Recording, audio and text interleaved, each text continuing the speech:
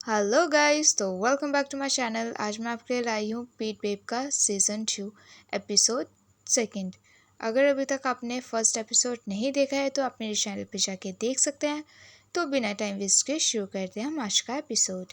Starting में हम देखते हैं कि सब क्रिस की फ़ोटो देख रहे होते हैं एक एक करके और कहते हैं वाह, ये तो पूरा वे के जैसा दिख रहा है ना। और उसके बाद सब अपनी अपनी बात बोलते हैं कि ये हो सकता है, वो हो सकता है। पर उसके बाद बेब कहता है कि ये भी तो हो सकता है ना कि ये वे की डेथ के लिए कुछ इन्वॉल्व हो। हाँ, तो उसके बाद वो कहता है कि अलान, एक मिनट, अगर इसका कोई रिलेटिव नहीं है तो ये दोनों दोनों सेम कैसे लग रहे हैं? ये तो इम्पॉसिबल है ना। और उसके बाद यहाँ पर क्रिस की बात शुरू हो जाती है और फिर चार्ली कहता है कि पर पीट ने तो ऑलरेडी टेस्ट किया था ना, तो उसको कुछ भी फील नहीं हुआ, तो इसका मतलब ये क्रिस ही है ना। उसके बाद अलान कहता है एक मिनट बेब, तू ज़्यादा मत सोच, ठीक है, ओवर थिंक मत कर, ये क्रिस ही होगा, ठीक है, क्योंकि हमने तो देखा है ना खुद अपनी आंखों से कि वे भी मर गया था और वो जो गंदा टोनी था वो भी मर गया था। तो वो दोनों वापस कैसे आ सकते हैं? ये तो इम्पॉसिबल है, ये क्रिस ही होगा। उसके बाद अलान कहता है कोई बात नहीं बेब, तू ज़्यादा ओवर थिंक मत कर। और जेफ कहता है कि हाँ, ओवर थिंक करने का कोई फ़ायदा नहीं है, इससे अच्छा तो हम क्रिस पे भी नज़र रखें अपनी और उसका हर एक मोमेंट नोट करें, ठीक है। कुछ ना करने से अच्छा तो हम कुछ करें, वो ज़्यादा बेटर है। ओके। और दूसरे सीन में हम देखते हैं कि सोनिक फ़ोन पे बात कर रहा होता है और वो किसी को कह रहा होता है कि डोंट वरी, मैं वापस आ जाऊंगा क्योंकि अभी भी मेरा स्कूल बचा हुआ है, तो वो तो मुझे करना ही है, ठीक है, मैं कोशिश करूँगा जल्दी आने की। और इतने में वहाँ पर नॉर्थ आ जाता है, तो नॉर्थ को आता हुआ देख सोनिक फ़ोन काट देता है और कहता है कि ठीक है, मैं आपको मैसेज करता हूँ। और नॉर्थ आके कहता है कि सोनिक, हम कुछ खाने चलें, यहाँ पर एक न्यू शॉप खुला हुआ है, तो तू मेरे साथ चलेगा? तो सोनी कहता है चल, पागल है, अभी तूने मूड नहीं देखा यहाँ पर सबका कैसा हो रखा है, हाँ, प्रॉब्लम सॉल्व होने दे पहले। और उसके बाद नॉर्थ कहता है पर तुझे तो कभी टाइम ही नहीं मिलता मेरे साथ खाना खाने के लिए। तो सोनी कहता है रही खाना खाने की बात तो मैं ज़रूर चलूँगा तेरे साथ, ठीक है। तो नॉर्थ कहता है ठीक है, पर तेरे पेरिस जाने से पहले तू चल लेगा ना? तो सोनी कहता है हाँ, वो मैं चल लूँगा, अगर नहीं गया तो फिर जब मैं नेक्स्ट टाइम वापस आऊँगा तब चलेंगे। और ये बात सुन के नॉर्थ बहुत ज़्यादा सैड हो जाता है। और दूसरे सीन में हम देखते हैं कि पीट अकेले बैठ के ड्रिंक कर रहा होता है और इतने में ही वहाँ पर क्रिस आता है। तो पीट उसे बड़े ध्यान से, उसका फेस, उसका हाथ को बड़े ध्यान से देखने लगता है और पीट को वी की याद आने लगती है। और फिर हम देखते हैं कि पीट बोलता है तुम मेरा पीछा कर रहा है क्या? हाँ। क्रिस बोलता है कि नहीं, मैंने टच से पूछा था कि आप कहाँ मिलोगे और उसने मेरे को बताया कि आप यहाँ पर आते हो, तो इसलिए मैं आपको ढूंढते हुए आया और यहाँ पर मैं काम की बात करने के लिए आया हूँ। मैं यहाँ पर एज अ लैब रिसर्चर के लिए काम करने के लिए आया हूँ, ठीक है, और मैं वो काम करे यहाँ से कहीं नहीं जाऊँगा। तो पीट कहता है अच्छा, तो वो उसकी बात कर रहा है? तो क्रिस कहता है कि आपको पता है मैं वो इंसान हूँ कि आपको मेरे पे ट्रस्ट करना होगा और कोई आपके पास रास्ता नहीं है, ठीक है। और क्रिस की बात सुनकर वो फिर से ड्रिंक करता है और माय गॉड, क्रिस कितना हैंडसम लग रहा है इधर। दूसरे सीन में हम देखते हैं कि केंता विनर को टोनी के पास लाया जाता है और टोनी मुड़ के कहता है कि केंता, मैं तुझे दोबारा एक चांस देना चाहता हूँ तेरी गलती सुधारने का। उससे कोई फ़र्क नहीं पड़ता कि तू सोच रहा होगा कि मैं मरा क्यों नहीं, वो सब मैटर नहीं करता। अभी इतना मैटर करता है मैं ज़िंदा हूँ, तेरे सामने हूँ और तू मेरे लिए दोबारा से काम करेगा, ठीक है। तो केंता उसे मना कर देता है, कहता है कि नहीं, मैं दोबारा तुम्हारे लिए काम कभी नहीं करूँगा। तो टोनी कहता है कि तू मेरी बात समझ, मैं जानता हूँ कि एक बार तूने मुझे मारने की कोशिश करी है, पर फिर भी मैं तुझे चांस दे रहा हूँ तेरी गलती सुधारने का, तू फिर भी मेरे साथ नहीं आना चाहेगा? तो केंता उसे मना कर देता और कहता है कि नहीं, मेरा कोई पापा नहीं है, क्योंकि ये उसको पापा बोलता था, not biological but he is a father to him. और फिर उसके बाद वो वहाँ से जाने की कोशिश करता है तो उसका बॉडीगार्ड उसको रोक लेता है, एक मुक्का मारता है और कैंता वहाँ पे बेहोश हो जाता है। और फिर हम देखते हैं कि कैंता को कहीं सड़क पे फेंक देते हैं, पर कैंता होश में रहता है और वो उठता है। और दूसरे सीन में हम देखते हैं कि क्रिस फोटोज़ देख रहा होता है वे की और टोनी की कि वो लोग कैसे मरे हैं। और दूसरे सीन में हम देखते हैं कि अलान लाइट्स ठीक कर रहा होता है, पर वहाँ पर एक बल्ब गिर जाता है और वो टूट जाता है। और जैसे अलान उसे उठाने जाता है तो उसकी उंगली कट जाती है और इतने में वहाँ पे जेफ आ जाता है और उसकी उंगली कटी हुई देखकर वो उसकी उंगली चूसने लगता है। तो अलान कुछ उल्टा सोचने लगता है और जेफ कहता है, कहाँ खो गया है तू, क्या सोच रहा है हाँ? और फिर जेफ फ्लोर को क्लीन करता है और उसके बाद फिर से यहाँ पर पीट के रिसर्च की लैब की बात शुरू हो जाती है। और उसके बाद जेफ कहता है कि मुझे पता है तू भी वे के बारे में सोच रहा है ना? तूने बेब को तो मना कर दिया कि उसके बारे में ओवर थिंक मत कर, पर यहाँ पर तू ओवर थिंक कर रहा है उसके बारे में, है ना? तो अलान कहता है कि हाँ वो सब तो है, वो मैं समझता हूँ, बट क्या करूँ, तेरे लिए, चार्ली के लिए और तुम जैसे सबके लिए कितना ज़रूरी है लैब का काम, है ना? तो मैं वो समझता हूँ और इसमें तुम्हारी क्रिस हेल्प कर सकता है जो कि वे की तरह दिखता है। तो इसके मैं अगेंस्ट नहीं हूँ, मैं चाहता हूँ सब ठीक हो जाए। और उसके बाद अलान कहता है कि और वैसे भी तेरे सेंसेस भी तो अभी वापस नहीं आए ना 1 साल से, हाँ? तो उसके बाद वो थोड़ा सा वरीड फील करने लगता है जेफ। और जेफ कहता है वैसे ये सब बात छोड़ो, मुझे भूख लगी है तो पहले हम कुछ खाएं।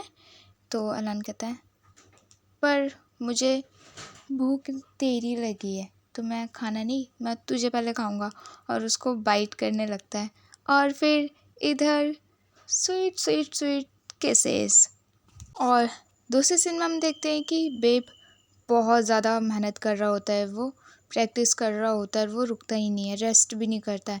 और इतने में वहाँ पर नॉर्थ और सोनिक आते हैं तो वो कहते हैं ओह इतना ज़्यादा क्यों प्रैक्टिस कर रहे हो आप, हाँ ब्रेक भी लो। तो चार्ली कहता है ये रेस्ट नहीं करेगा, मुझे पता है इसको दोबारा से नंबर 1 बनना है ट्रैक पे, तो इसलिए ये इतनी मेहनत कर रहा है और इसको विली को हराना है। और इतने में वहाँ पर जेफ और अलान भी आते हैं। और उसके बाद बेब कहता है कि मैं चार्ली को भी अपने साथ बहुत ज़्यादा ट्रेन करने वाला हूँ और कोई भी पीछे नहीं हटेगा। और फिर सोनिक कहता है कि पर किम ऑलरेडी हमारी टीम से चली गया है और उनके ईएसटी में 3 लोग हैं और हम लोग यहाँ पर सिर्फ 2 बचे हैं, बेब और चार्ली, तो तीसरा इंसान कौन होगा, हाँ? तो अलान को बोलते हैं कि किसी ना किसी को तो रिप्लेस करना पड़ेगा किम को, हाँ? और मैच भी ज़्यादा सामने आ रहा है तो कौन आएगा बीच में? और उसके बाद सब सजेस्ट करते हैं अलान को कि जो भी आएगा उसे मैं ट्रेन करूँगा। वे बोलता है कि मैं चार्ली को और उसे नेक्स्ट रेस के लिए ट्रेन करूँगा और पक्का रेस जीतूँगा। उसके बाद अलान कहता है कि देख हमें कोई ऐसे इंसान की ज़रूरत है जो हमारी टीम को अच्छे से जानता हो और हमारी टीम के साथ ही वो काम कर सके लॉन्ग टाइम के लिए। उसके बाद चार्ली कहता है पर अभी किसी न्यू को लाना एकदम से अच्छा होगा क्या? तो अलान सजेस्ट करता है नहीं, पर मैं एक ऐसे इंसान को जानता हूँ जो ऑलरेडी हमारी टीम में आ सकता है और वो बहुत अच्छा भी है। और वो नॉर्थ को पॉइंट करता है कि नॉर्थ अब आ रहा है हमारी टीम में। तो उसके बाद सोनिक उसे हक कर कहता है ओए कॉन्ग्रेचुलेशन, तो फाइनली इतने बड़े लीग में तो रेस करेगा, वाह मैं तेरे लिए बहुत खुश हूँ। और उसको इतना ज़्यादा हक करता है और बेबी उसे कॉन्ग्रेचुलेशन कहता है कि हाँ हम सब तुझ पे बहुत ज़्यादा ट्रस्ट करते हैं तो तुझे मेरे साथ अब अच्छे से ट्रेन करना पड़ेगा, ठीक है? तो नॉर्थ कहता है हाँ भी क्यों नहीं, ज़रूर, आप जितना भी मुझे ट्रेन करोगे ना मैं करने के लिए तैयार हूँ। और उसके बाद सब बात करते हैं कि और पर अगर मैं रेस करने गया तो जेफ का काम कौन करेगा? तो उसके बाद अलान कहता है 1 मिनट, तुमने ऐसे कैसे सोच लिया कि मैं अपने बॉयफ्रेंड को अकेला काम करने के लिए छोड़ दूँगा?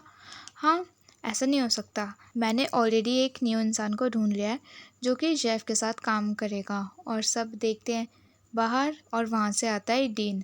और उसके बाद सब डीन को देख के बहुत ज़्यादा गुस्सा करने लगते हैं क्योंकि डीन ने इन सबको बहुत गंदा बिट्रे किया था, धोखा दिया था इन लोगों को। और बेब को बहुत ज़्यादा गुस्सा आता है तो सब बेब को रोकते हैं कि वेट वेट, कुछ मत कर तो इसको।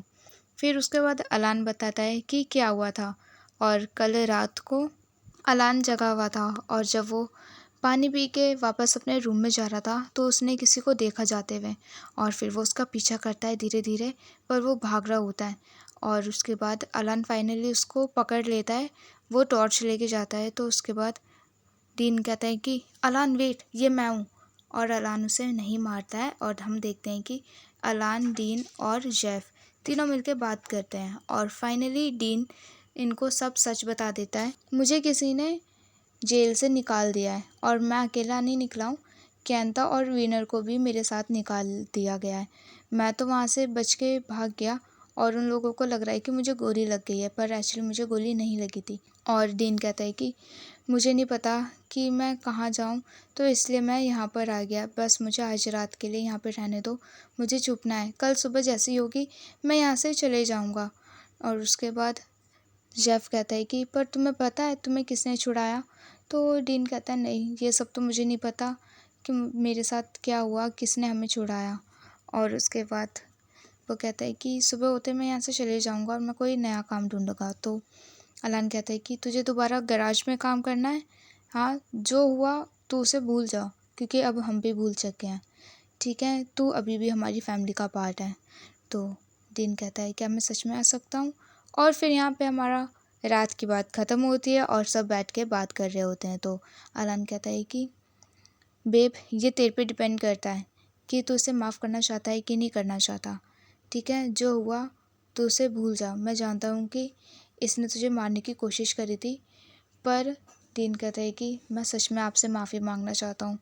और वो सबको सॉरी बोलता है, स्पेशली बेब को सॉरी बोलता है और कहता है कि अगर आप मेरे साथ ओके नहीं हो तो मैं यहाँ से चले जाऊँगा और मैं कभी वापस नहीं आऊँगा।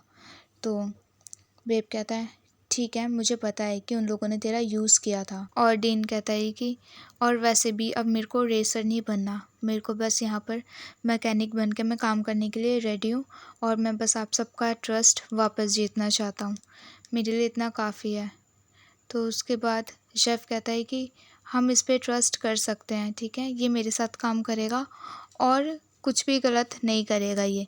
और यहाँ पर सब ओके हो जाते हैं और फाइनली डीन को सब माफ़ कर देते हैं।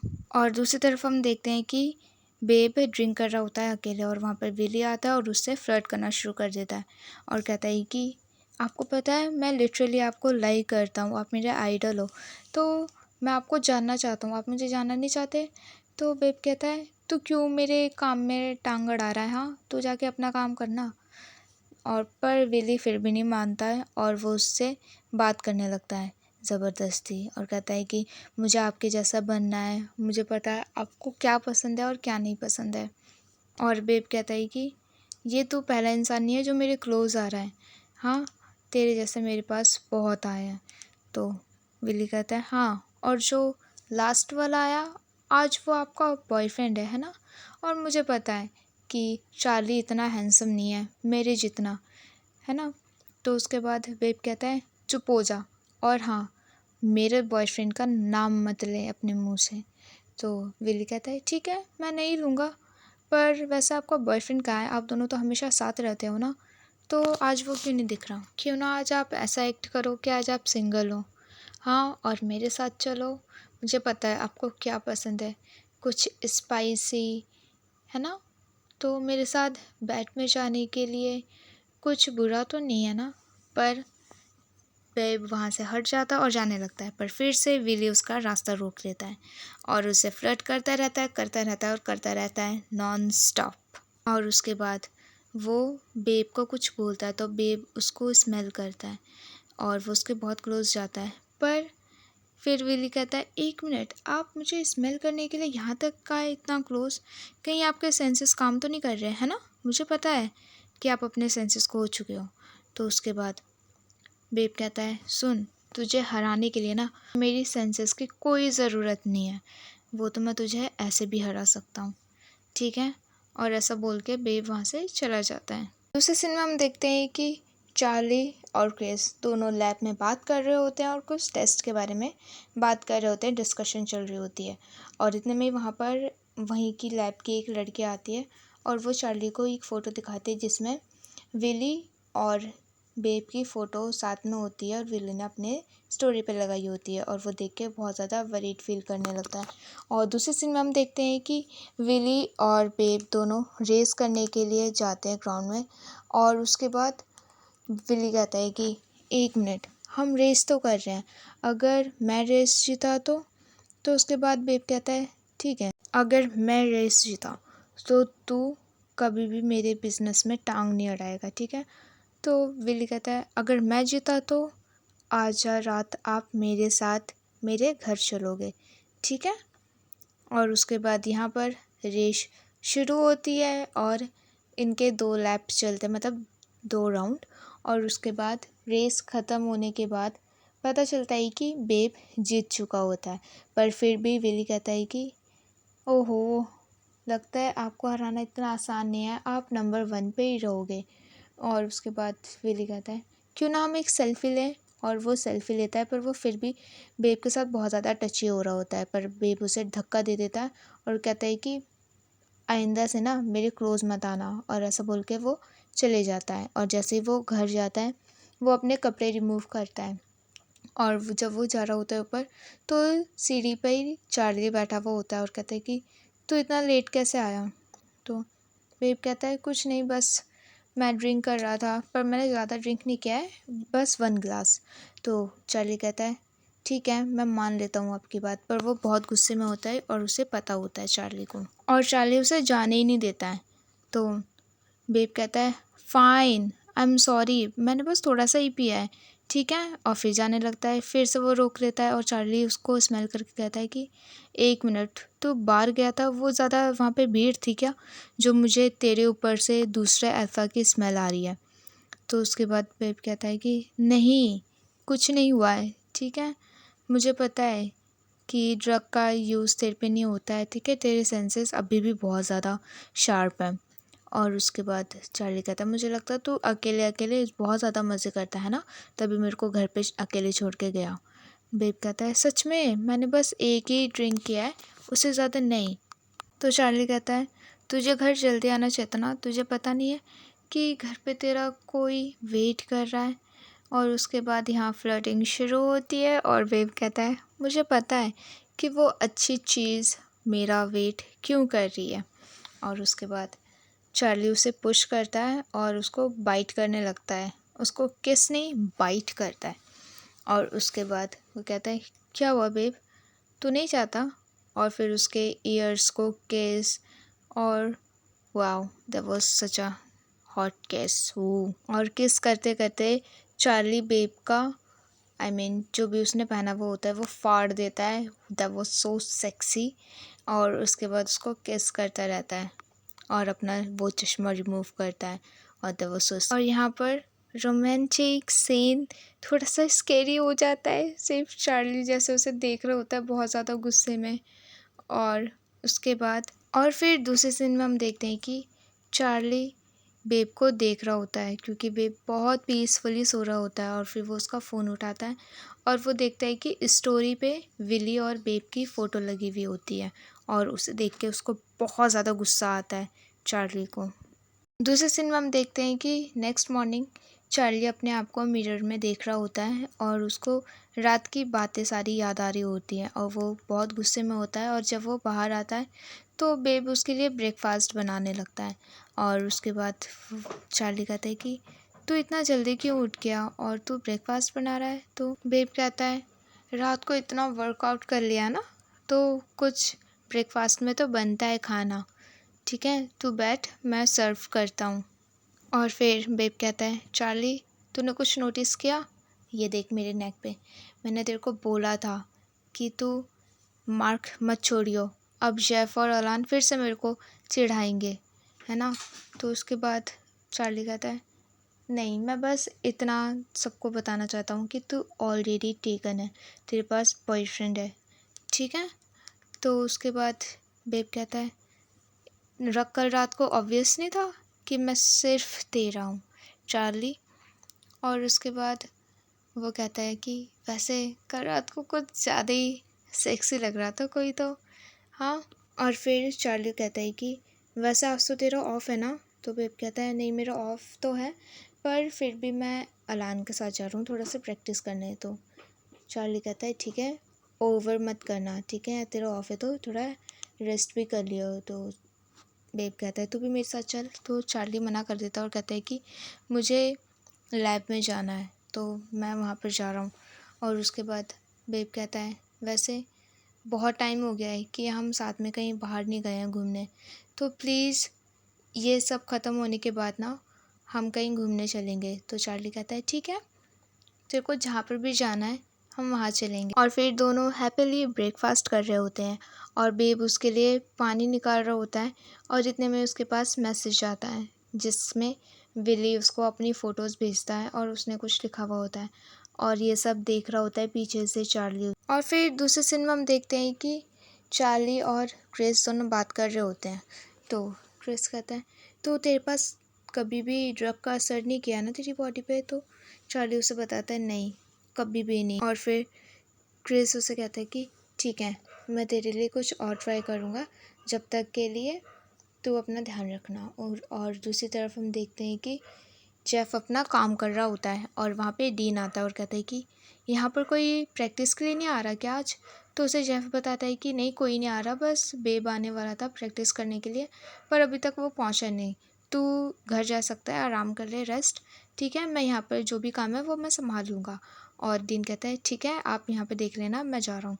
और ऐसा बोल के डीन तो चले जाता है और जेफ अपना काम करने लग जाता है। और जैसे ही वो कार के अंदर बैठता है फिर से जेफ को विजन्स दिखता है उसका फ्यूचर की, जिसमें बेब का एक्सीडेंट हो चुका है और फिर से उसकी ब्लीडिंग होने लगती है नोज़ से और वो गाड़ी से निकल ही रहा होता है कि वो नीचे गिर जाता है क्योंकि उसके अंदर बिल्कुल जान नहीं होती है क्योंकि उसको विजन दिख चुका होता है।